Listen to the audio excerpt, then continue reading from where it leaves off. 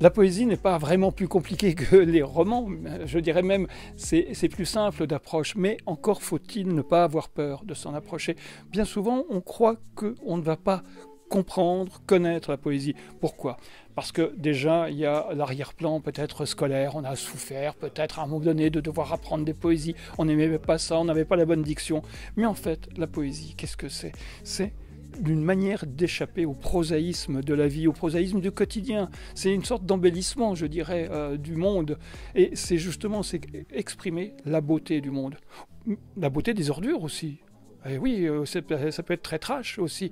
Nous vivons dans un monde où beauté et vilainie se côtoient, donc ces deux faces sont portées par la poésie.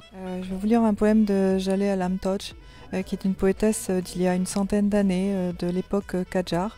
Enfin, mets-toi en mouvement, femme, pour que le monde te voie. Les capacités d'un homme ne sont pas plus nombreuses que les nôtres. La saveur de l'accent, ce fruit du soleil à accueillir sur tes lèvres. Sur un dénu des vierges, crier, respirer les fleurs. Frisson de brise, pour chasser ces fantasmes lointains, comme un papillon. Effleurer avec grâce l'eau de la mer. Jouir en accueillant l'ardent rayon du soleil. Mais l'instant de la nuit est proche. Être un peu effaré. Espérer comme un enfant l'avenir meilleur. Mes amours les plus lointaines se sont perdues en cours de route. Les plus fugaces ne furent pas les moins belles. Les plus rêvées, chaque matin, les dissipent. Les plus secrètes le sont toujours. Les plus rebelles sont les plus exigeantes. Les plus fidèles savent résister aux tempêtes.